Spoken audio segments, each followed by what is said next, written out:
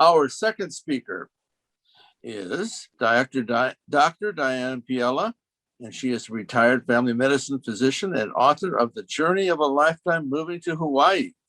She is a DTM, a qualified speaker from Districts 51 and from District 12.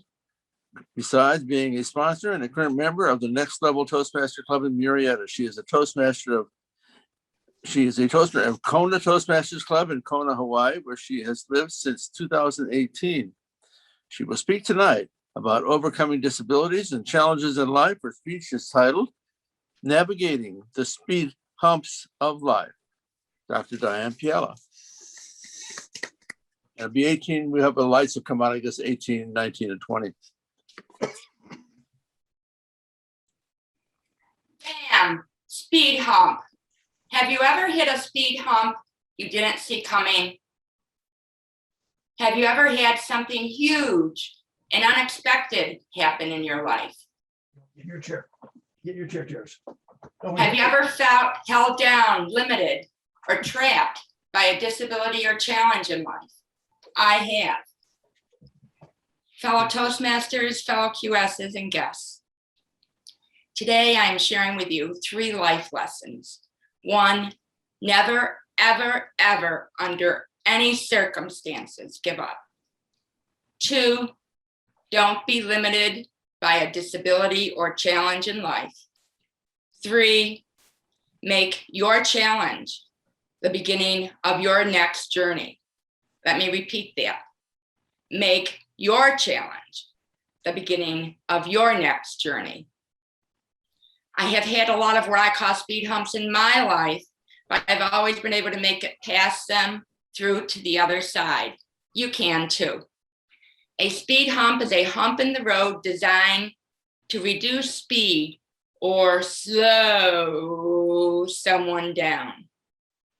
What am I saying? A speed hump is a challenge. It can be medical, financial, relationship, job-related, or career-related. When a speed bump happens, you drive over or around the speed hump until you get to the other side. Very similar to a bend in the road is not the end of the road unless you fail to make that turn. A speed hump is not the end of the road unless you fail to make it over the speed hump. In other words, never, ever, ever, under any circumstances, give up. I began by asking if you ever had something huge and unexpected happen in your life. What was so unexpected that happened in my life? It was right after the holidays on January 5th, 2000, when, bam, speed hump. I was in my medical office and I suddenly felt dizzy, exhausted, and I was dropping things like my stethoscope and other equipment. Later that night, it progressed to weakness in my left arm, then my left hand, then my left leg, then my left foot, until I was afraid to sleep because I feared waking up being paralyzed. And that's exactly what happened. I woke up the next morning and I could not move my whole left side of my body. That morning, I went to see a colleague of mine who is a neurologist, Dr. M. Dr. M is a petite, personable physician, very soft-spoken. She examined me and sent me for an MRI of my brain. And that evening, I got a call from my doctor, and it's never a good sign when you get a call from your doctor at night. I knew who it was as soon as I heard her voice. "Hello, Diane. This is Dr. M. I've been waiting for your MRI results all evening. I finally got them. Your MRI is indicative of multiple sclerosis." In MS, the immune system attacks the myelin, which is a protective covering of nerve fibers of the brain and spinal cord. Depending upon what nerve fibers are affected, determines which nerve signals are slowed or do not function at all. In my case, my speech was slowed, but my left side of my body did not function at all. People ask me, how did I feel when I was first diagnosed? Once I really realized I was paralyzed on my left side, I was heartbroken. I truly felt that I was losing so much of myself, I didn't know if I'd ever get it back again. That's when Dr. M said, Diane, I know this is a somber moment for you. Let me tell you a joke about MS to lighten your mood. I said, okay, why not? She said, yes, Diane, MS can be a mess, but you can't spell mess, M-E-S-S, without MS. And on that joke, I threw myself into physical therapy. After 9 months of intensive physical therapy, occupational therapy, and speech therapy, I returned to work as a family practice doctor in my office. I still struggled though. I was only able to work about 3 hours a day, 4 days a week. However, I was so exhausted mentally and physically that after I worked 3 hours, I would go home and go to bed and stay in bed until the next morning. And then I would repeat that day after day after day. I did that for about a year. And then I just couldn't do it anymore. I felt like I was living my whole life to work 12 hours a week. I decided to take a medical retirement. I will admit it, retiring was very hard. I had no plans at the age of 43 to retire. I spent 20 years of my life doing something I absolutely loved, and giving it up was truly one of the most challenging struggles of my life. How would you feel if you worked for something your whole life to become something, and all of a sudden, just like that, your future was changed? Have you ever had a pain similar to that that you can relate to?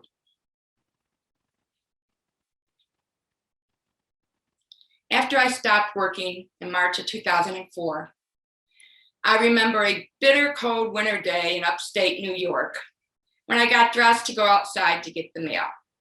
I put my winter coat on, my hat on, my scarf, my gloves.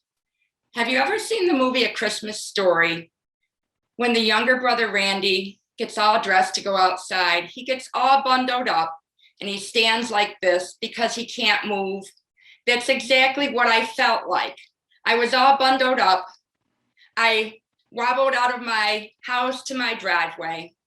Before I knew it, I was in 2 feet of snow up to my knees.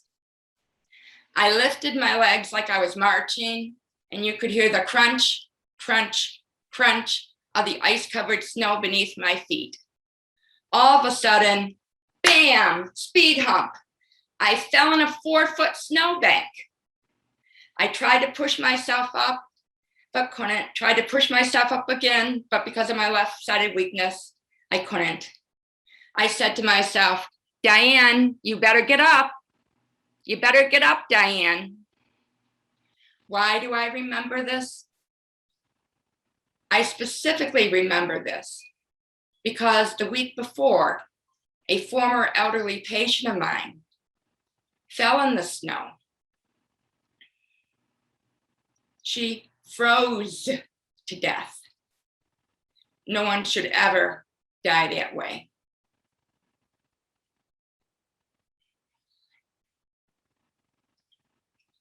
Finally, a neighbor drove down our street. He saw me and he helped me up to my feet again. From this, I learned 2 things. 1, never to give up. And 2, not to be limited by my MS or any other challenges in life. I decided to move to Southern California, where there was no ice, no snow, no cold. I moved to Southern California in 2006. In January 2013, bam, speed hump. I developed paralysis of the left side of my body again for the 2nd time. I was unable to move my whole left side. This time, I found a new neurologist, and she was able to put my whole medical history together. She ordered an MRI of my brain, and it appeared that I had a new cerebral or brain hemorrhage in the exact same area of my brain affected by my MS. I went to intensive physical therapy again. I recovered. This time I was adamant about not being limited by my MS. After this was when I decided to begin my Toastmaster journey in 2015 to become a better speaker. Because we all know most people would rather die than speak in public, which is really sad, but not Toastmasters, right? By being open to learning new skills, who knows where you can end up? I would not have my medical challenges limit my speaking skills, my book writing skills, or my dream of moving to Hawaii. After all, it took me 34 years to get here and another year to write my book. I realize not everyone has a disability, but we all have challenges, right? What is your challenge or speed hump in life? Whatever it is, don't let it limit the choices you make in life. Make your challenge the beginning of your next journey. It doesn't mean your last journey was a failure. Some people see a speed hump and think it's the end of their journey. Other people see a speed hump and decide it's just the beginning. It's okay to recreate yourself. It's okay to change paths. It's okay to change course in life. It took me 10 years to learn that it was okay not to be a medical doctor. It took me 5 years to decide to become a Toastmaster. I started out today by asking you some very important questions. Perhaps you have given up in the past. Perhaps you have had something huge and unexpected happen in your life. Perhaps you have felt held down or limited by a challenge or disability in life. Perhaps now is the time for you to make your challenge the beginning of your next journey. Again, it doesn't mean your last journey was a failure. When speed bumps happen, drive over or around them, and soon you'll be on the road to your destination again. As you leave here today, 1, never, ever, ever, under any circumstances, give up. 2, don't be limited by a disability or challenge. 3, make your challenge the beginning of your next journey. By doing even some of these, I know you will overcome the speed humps in your life. Mr. Toastmaster. Thank you, Diane. So inspiring to give us all courage. We begin to look forward to seeing what things we can overcome. And I think and know that we can. So that your inspiring words, I'm sure, will help us to get through a speed hump. And Greg's first speech, we talked about speed humps that might come along that we need to get our way through too. So we will be very inspired today before today is over.